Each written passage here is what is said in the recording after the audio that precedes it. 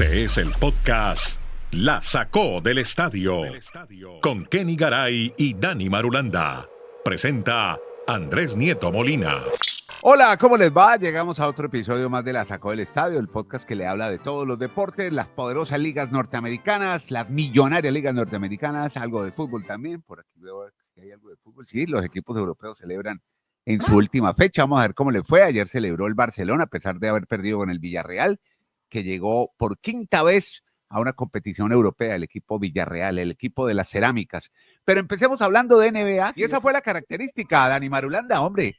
Unas diferencias muy amplias en los resultados, partidos poco emocionantes ya en las semifinales, que ya tiene dos finalistas en la NBA, dos finalistas de conferencia para llegar a la gran final. ¿Cómo te va, hombre, Dani? Contacto Santiago, El Retiro, Antioquia, Colombia. ¿Cómo estás, hombre? De gafas hoy, muy bien. Se ve bien, se ve muy elegante, muy guapo. André, yo creo que saludando a todos nuestros auditores muy especialmente, este podcast se caracteriza mejor porque somos muy suspicaces y siempre nos gusta preguntar más, indagar más, tener incluso a veces un mal pensamiento.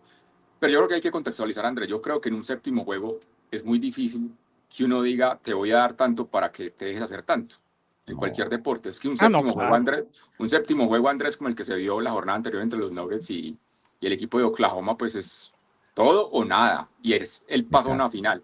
Yo diría que aquí sí no me pondría tan suspicaz en ese sentido. Yo creo que fue una muy mala jornada de un equipo y otra brillante del otro, que también a veces se puede dar.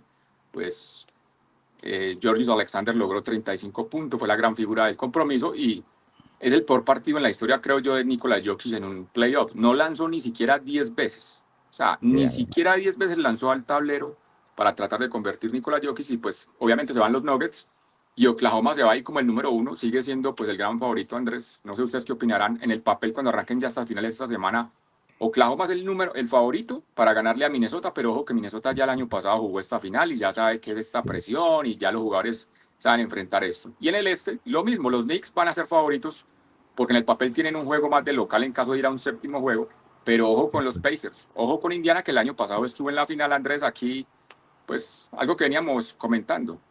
Se va a repetir algunos dos equipos que van a estar en la final y precisamente se va con Minnesota y con Indiana, dos franquicias que nunca han ganado la NBA. El hambre de esas aficiones es tremendo y acá están, digamos, muy cerca porque es que no hay un super equipo así tradicional. Los cuatro equipos son, bueno, a excepción de los Knicks que tienen mucha historia, pero no, yo no creo que haya mucha diferencia. Yo creo que va a ser muy mano a mano ambas finales. Se le ven muy bien las gafas a Marulanda. Un fuerte abrazo a Dani. Qué bien que se ve, qué bien. Se me ven bien las gafas, pero se me ve mal el ojito. Sí, pero el ojito después se lo revisa Nieto. Pero venga. Porque usted sabe más de oftalmología y demás. No. Creo que tiene un orzuelo, una infección. Uy, eso. ¿Se acuerda que antes las abuelas le daban a uno un pimentón y uno se ponía el pimentón en el orzuelo? O un tomate también. Remedios caseros aquí en este podcast. Remedios de la tía, así como tenemos dichos de la tía. Dos cosas. La primera, aquí nadie ha dicho que ningún partido esté arreglado. Lo que sí hemos dicho, y como dice Marulanda, somos suspicaces, pensamos mal, siempre ponemos las cosas en la balanza, sobre todo en el mundo en que vivimos. Lo que sí hemos dicho es que, a ver, en un séptimo y definitivo, por más que tiene razón Marulanda, que fue una muy buena tarde de uno, una muy mala tarde del otro, yo no veo esa disparidad que se ha visto en los resultados en los playoffs. No la veo. No estoy diciendo que esté pasando nada. Por ejemplo, en el sexto juego entre los Knicks y los Celtics, también termina siendo una paliza monumental cuando los Celtics habían forzado a volver al Madison Square Garden. Dicho esto, creo, y en eso estamos de acuerdo, señor Marulanda, últimamente demasiado, que los favoritos son el Oklahoma City Thunder y por el otro lado los Knicks de Nueva York. Pero oro porque la final sea Timberwolves de Minnesota, Knickerbockers de Nueva York. Me parece excelente, bueno para el baloncesto y una historia muy bonita de contar el ver a Karl Anthony Towns, que salió después de ser la gran estrella en los Timberwolves de Minnesota, enfrentándose a su ex equipo por un título de la NBA. Nueva York está paralizada con los Knicks. Podcast La Sacó del Estadio. Le voy a añadir un dato que se está preocupando porque estamos últimamente muy de acuerdo con respecto a esas cifras de, Andrés, no es que son palizas, son súper palizas. Sí, horrible. Oklahoma en estos playoffs, Andrés, ha logrado 3 partidos donde ha ganado por más de 30 puntos de diferencia. Es que 30 es una cosa abismal. Si llega a ganar un partido más en lo que le queda a los playoffs por esa cantidad, sería el primer equipo en la historia con 4 juegos con esas palizas de más de 30 puntos. O sea, está igualado en ese momento con otros equipos que lograron también 3 partidos. La época, por ejemplo, del Jazz de Utah con John Stockton, con Karl Malone, lograron palizas de esa magnitud, pero nunca un equipo ha logrado 4. Veremos si entonces este equipo sea el primero, pero bueno, es llamativo realmente esos marcadores tan abultados en algunos juegos. Bueno, y ustedes que saben tanto y que han visto tanto básquetbol, ¿qué creen que pasó? ¿Por qué hubo esas diferencias tan grandes en partidos finales? Yo no lo sé, pero sigo creyendo que los equipos, porque más allá de las suspicacias... ¿Pero qué supones? Échate una teoría fuera de... Por eso. No lo sé, pero y más allá de las suspicacias, que espero no sean así, obviamente que no, uno siempre quiere pureza y claridad. Yo sigo insistiendo que los equipos se relajan y dosifican demasiado sus esfuerzos, y es algo que vienen haciendo desde el principio de temporada, donde ya descaradamente, donde a principio de temporada, en los primeros 3 meses, 4 meses, no defiende nadie, y juegan prácticamente los últimos 2 minutos, y poco a poco van llegando a esforzarse un poco más. Pero en los playoffs tampoco es que la metan todas, sino que dosifican demasiado, y llega el momento en que cuando un equipo se ve muy superado, no lucha mucho, deja que el otro gane. ¿Qué piensa Dani? Básicamente, Andrés, yo hoy no va a ser tan suspicaz. Yo creo que como una serie es a 7 juegos y ahí donde me están dando una paliza, pues tengo momento para recuperarme. Entonces dejo de dar tanta pelea en ese juego que ya no voy a tener que dar un máximo de esfuerzo si de pronto me queda otro partido más. Tal vez sería por ese lado que lo analizaría. Aunque de las palizas que estamos hablando hoy fueron en séptimo y en sexto. O sea, no había mañana para los equipos que fueron vapuleados. No había mañana. Oiga, pero he leído también que, por ejemplo, que hay mucho esfuerzo durante todo el año y a eso se vieron las lesiones, por ejemplo, ¿no? Las cargas musculares. No por lo que acabamos de decir. Queda claro que en la NBA nadie defiende ni juega un partido completo, sino hasta los playoffs. Pero Celtics y Warriors no tuvieron a sus figuras y eran grandes favoritos para llegar a las finales. También se habla de cargas musculares. Sí puede ser, pero no por esfuerzo. No por esfuerzo, sino porque las lesiones van a suceder. Pero no vamos a decir ahora que la NBA... No con los jugadores tan determinantes. Pero no vamos a decir ahora que la NBA es una liga en la cual en todos los partidos todo el año vemos un duelo de titanes, ¿no? Muchas veces si uno se pone a ver, por ahí se defiende un poquito del último minuto cuando el partido está cerrado, si no todo es muy distendido y con el festival de triples y tiros desde afuera, ¿no? Bueno, ¿sabe qué? Metámosle un tono amable al básquetbol, a la NBA antes de cambiar de deporte, porque hay una camiseta que ya vendieron en una subasta por una cifra récord. Un uniforme, Andrés, yo sé que a usted le gusta cada vez que le traigo estos millones de dólares y lo que se pagó en subastas. Un uniforme que Michael Jordan usó durante 17 partidos en la temporada 92-93 con los Chicago Bulls. Se vendió por $2.6 millones. Ave María. Jordan apareció con la camiseta en la portada de la edición del 18 de octubre del 93 de Sports Illustrated, cuando la portada de Sports Illustrated era lo máximo. En aquel entonces era lo equivalente a salir en el fútbol en la etapa del gráfico en Latinoamérica. Claro. Así pues que son $2.6 millones. Este es un negocio dentro del negocio. Y ya no sorprende, antes sorprendía, ya no sorprende que la gente esté dispuesta a pagar tanto. Y no sería agarrado que esa misma camiseta la negocien de aquí a 20 años, puesta en su marco y demás, bien cuidadita, bien linda, la negocien en 10 millones. Muy bien. Ya que mencionas Sport Illustrated, déjame decirte que ya salió la edición que te gusta tanto de los vestidos de baño, que ya tampoco emociona tanto, ¿no? Claro, ya antes causaba más emoción. Esta vez en portada, la actriz mexicana Salma Hayek Pino es la que sale en la portada. Se sorprendió mucho cuando la llamaron. Dijeron, pero yo, ¿cómo así? Yo a mi edad y con este cuerpo, ¿no? Mire, portada de Sport Illustrated. Salma Hayek es divina, por Dios. Pero ella dice Salma, que hay unas mujeres con los cuerpos espectaculares que merecen. Yo me quedo con Salma. ¿Sabe quién tiene 5 portadas de Sports Illustrated? ¿Quién? ¿De vestido de baño? No. Portadas en la época en que en la época en que Sports Illustrated era Sports Illustrated. Roberto Manos de Piedra Durán. Claro. No Una a veces no mide la magnitud de lo que fueron algunos atletas. No todo el mundo puede decirle a sus familiares y nietos y bisnietos, no, papá estuvo 5 veces como portada de Sports Illustrated. Este es el podcast La Sacó del Estadio. Hablemos de golf, hombre. Metámonos en el terrenos golfísticos con un torneo PGA que se jugó en Tampa, donde ganó muy sobrado, ¿no? Yo estuve viendo la ronda final y Gary Sheffield. Pero Andrés, pero usted no me lo presente tan despectivamente. Un torneo PGA, no, Andrés, este es un Major. Desde el jueves vengo diciendo, esto es un Major, este es el Major, estos son los torneos que... Sí, usted dijo, este es el Major. Andrés, es más, mire, los 4 Majors tienen sus características. El Masters sí, señor, es la perfección, es el lugar perfecto, el lugar ideal, el lugar soñado, porque siempre es el mismo terreno donde se juega. Este PGA Championship es el del mejor field, o sea, donde van los jugadores mejores, porque son los que durante el último año tienen una clasificación para poder llegar allá. O sea, es el que gana este torneo de decirle, yo le gané a los mejores en el momento actual. El Open, el que se juega en Inglaterra, pues es obviamente la tradición, donde se empezó el golf, el tema de la fundación de este deporte. Y el otro, el US Open, es el donde hacen la cancha más compleja, donde los golfistas sufren para poder ganar. Dicho esa explicación, Andrés, de los 4 Majors y sus importancias, este PGA Championship que ha ganado Scottie Scheffler, pues es su tercer Major ya. Es más, vean el trofeo, Andrés, a mí ese trofeo me parece hermoso. Yo cuando veo trofeos de cada deporte, porque es como una especie de orejona, pero un poquito más...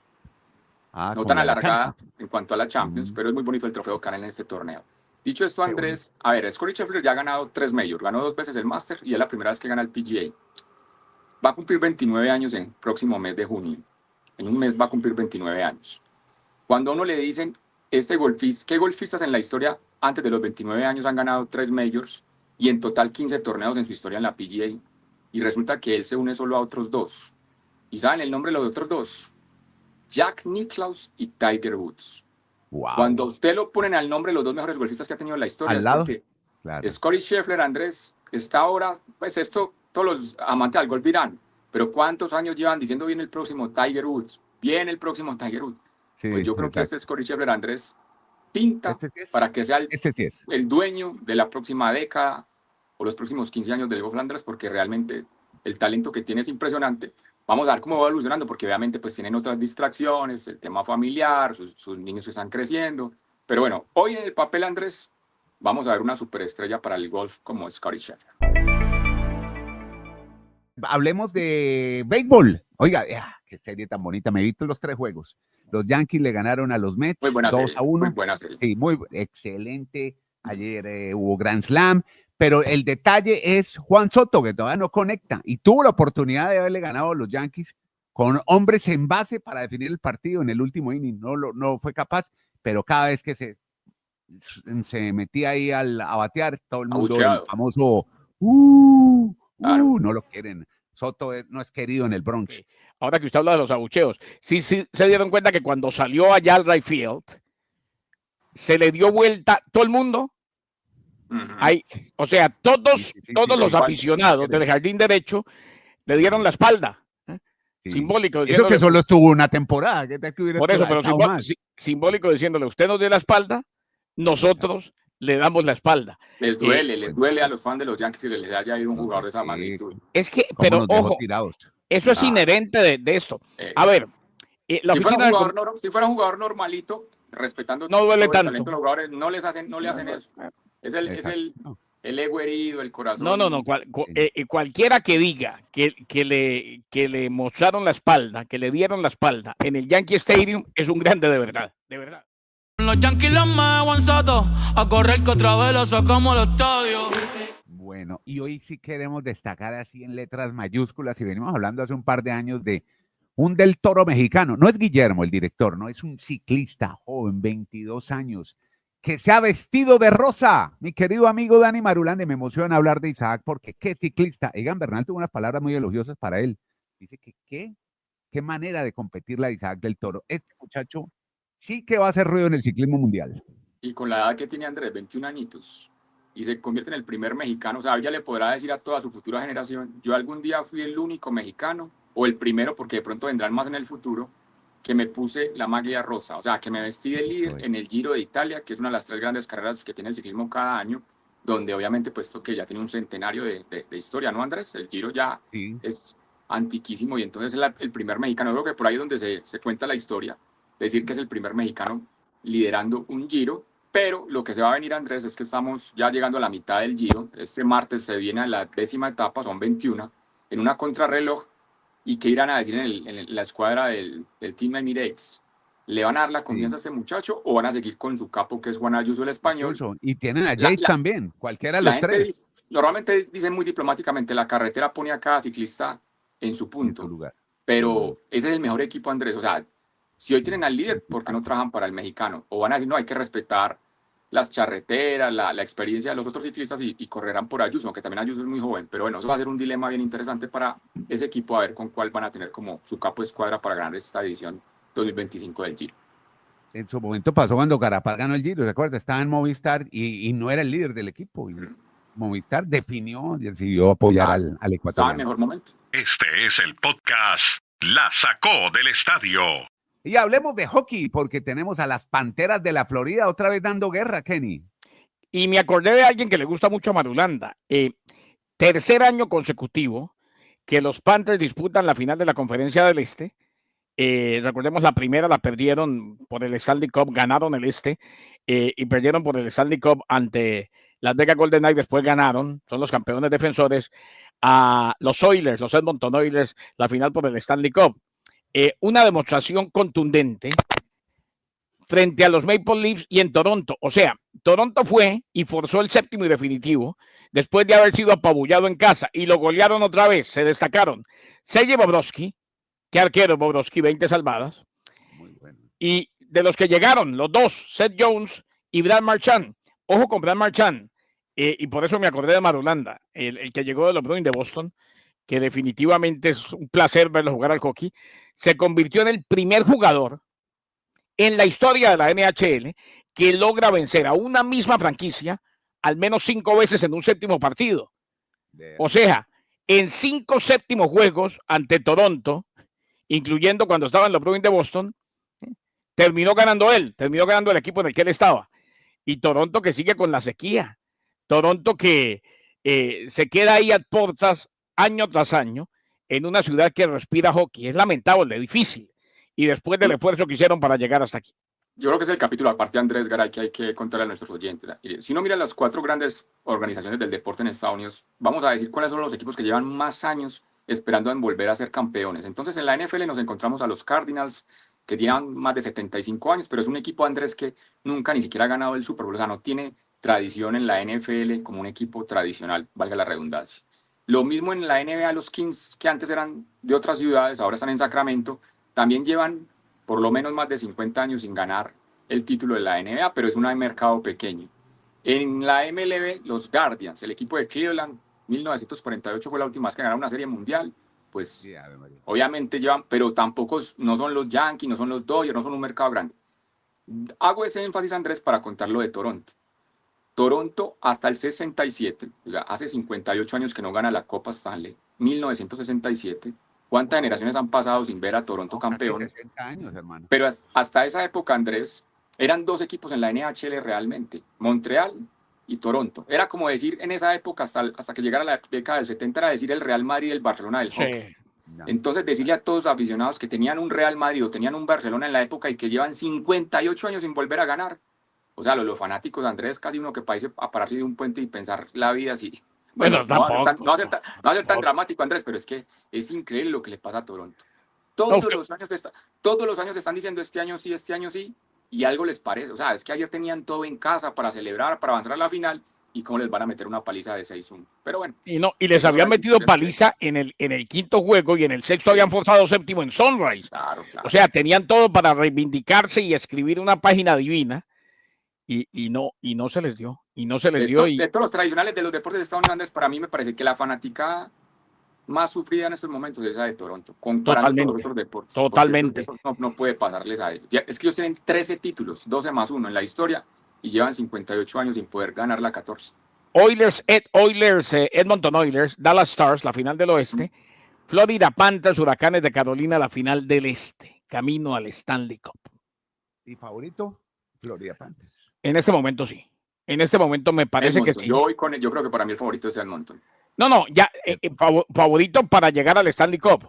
Y estoy de acuerdo después con Marulanda. Si vuelven a enfrentarse en la final con los Panthers, Edmonton debe ser el favorito por el momento que vive y porque cuenta con el Messi del hockey, con Connor McDavid. El equipo, téngale fe al campeón, hermano, téngale fe. No, bueno, vamos a celebrar, primero celebrar la victoria en el Abierto de Italia de tenis de Carlos Alcaraz, que le ganó a Sinner en su casa, y ya se vislumbra ya la final para Roland Garros, que ya comienza a finales de este mes, el segundo Grand Slam del año en tenis, y celebran también los equipos de fútbol europeo, entre ellos el Barcelona. Ayer, a pesar de la derrota, como decíamos, celebró con su familia, sus hijos, todos, en fin, los del Barça, pero en Holanda también hay campeón en la Eurodivisie, y estamos pendientes a una semana de quién es el campeón de la Serie A del fútbol italiano, Dani.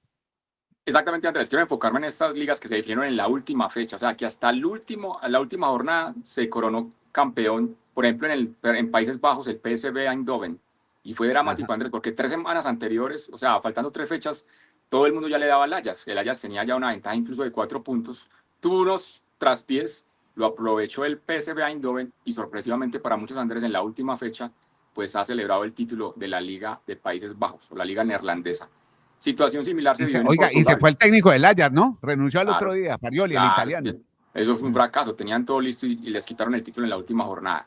En Portugal, Andrés, también en la última fecha, el Sporting de Lisboa se coronó campeón. Tuvo que esperar hasta la última jornada, después de en la penúltima haberle sacado un gran empate a Benfica. La gente del Sporting de Lisboa pues también celebra su título en Portugal.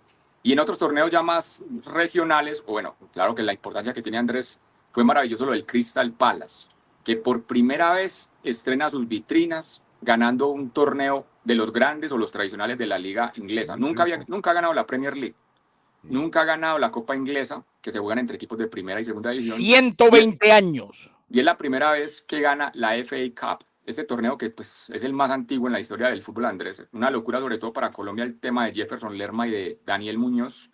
Jugadores que van a quedar como emblemas, como leyendas en la historia de ese equipo, porque es la primera vez, Andrés, que realmente tienen un trofeo importante. Hubo una época que ganaron un torneo.